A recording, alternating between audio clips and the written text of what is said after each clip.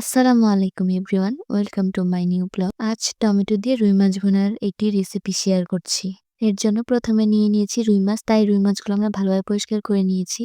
তারপর পেঁয়াজ, কাঁচামরিচ, টমেটো কেটে নিয়ে মূলত রুই মাছগুলো আমরা ভেজে রান্না করব, তাই এখানে হলুদ এবং লবণ নিয়ে নিয়েছি, হালকা একটু পানি নিয়ে নিয়েছি। আপনারা চাইলে তেলও নিয়ে নিতে পারেন। আমরা ভালোভাবে মাছগুলো মাখিয়ে নিচ্ছি। আজকে মাছটা ভেজে রান্না করব। ভেজে রান্না করলে মাছটার স্বাদ এবং মজা অন্যরকম হয়। মাছগুলো মেরিনেট করা শেষ, তাই আমরা চুলায় থাই প্যান বসিয়ে নিয়েছি। থাই প্যান বসিয়ে আমরা একটু তেল দিয়ে নিচ্ছি। তেলগুলো ভালোভাবে ছড়িয়ে নিচ্ছি এবং তেলগুলো ভালোভাবে গরম হতে হয়। তেল ভালোভাবে গরম না হলে মাছগুলো থাই প্যানে লেগে যাবে।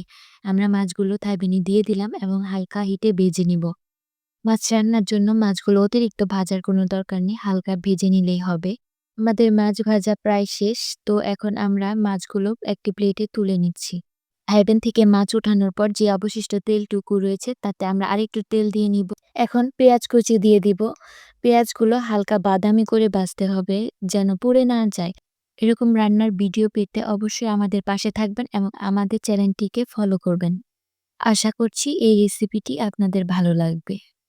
আমাদের পেঁয়াজ ভাজা শেষ, এখন আমরা হালকা করে মশলা দিয়ে দিব। তাই আমরা প্রথমে দিয়ে নিলাম হাফ চা চামচ মরিচের গুঁড়া, হাফ চা চামচ হলুদের গুঁড়া এবং হাফ চা চামচ ধনিয়া গুঁড়া দিয়ে দিলাম এবং পানি দিয়ে দিলাম। তারপর একটু লবণ দিয়ে নিলাম। আপনারা স্বাদ মতো লবণ দিয়ে নিবেন। পর আমরা পেঁয়াজ রসুনের পেস্ট এবং জিরা গুঁড়া দিয়ে নিলাম এবং হালকা পানি দিয়ে নিয়েছি। এরপর ভালোভাবে কষিয়ে নিব, তাই আমরা ঢাকনা দিয়ে ঢেকে নিলাম। ১ মিনিট পর ঢাকনাটি খুলে আমরা নেড়ে চেড়ে নিলাম। তারপর আমরা টমেটোগুলো দিয়ে দিব। টমেটোগুলো একের পর এক দিয়ে দিলাম। টমেটোগুলো যেন হালকা সিদ্ধ হয়ে যায়। এরপর আমরা কাঁচামরিচ দিয়ে দিলাম। কাঁচামরিচ দিলে তরকারির ফ্লেভারটা অন্যরকম লাগে। যেকোনো ভুনাতে টমেটো দিলে ভালোই হয়। তাই আপনারা যেকোনো ভুনাতে টমেটো দিয়ে রান্না করে খেতে পারেন। পর্যায়ে একে একে মাছগুলো আমরা দিয়ে দিলাম। এই পর্যায়ে মাছগুলো হালকা একটু নাড়াচাড়া করে একটু পানি দিয়ে নিব। পানি দেওয়া শেষ হলে আমরা ঢাকনা দিয়ে মাছগুলো ঢেকে দিব। ১০ মিনিট পর ঢাকনা খুলে আমরা মাছগুলো আবার উল্টিয়ে দিব, যেন মাছগুলো ভালোভাবে রান্না হয়। আলহামদুলিল্লাহ, আমাদের মাছ রান্নাটা প্রায় শেষের দিকে। আপনারা সবাই মাছ রান্নাটা দেখে অবশ্যই আমাদেরকে কমেন্ট করে জানাবেন যে আজকে আমার মাছ রান্নাটা আপনাদের কাছে কেমন লেগেছে।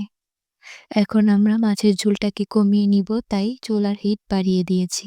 এখন আমাদের রান্না শেষ, তাই আমরা মাছগুলো নামিয়ে নিব। সুন্দর করে একটি একটি করে মাছ নামাতে হবে, যেন মাছগুলো ভেঙে না যায়। একে একে আমরা মাছগুলো নামিয়ে নিব, যেন মাছগুলো ভেঙে না যায়। দেখেছেন আমাদের মাছ রান্নাটি কত অসাধারণ হয়েছে। আপনারা চাইলে অবশ্যই রেসিপিটি ফলো করতে পারেন এবং আপনারা কি কি রেসিপি চান আমাকে অবশ্যই কমেন্ট করে জানাবেন। আমি আপনাদের কমেন্টে রিপ্লাই দিব।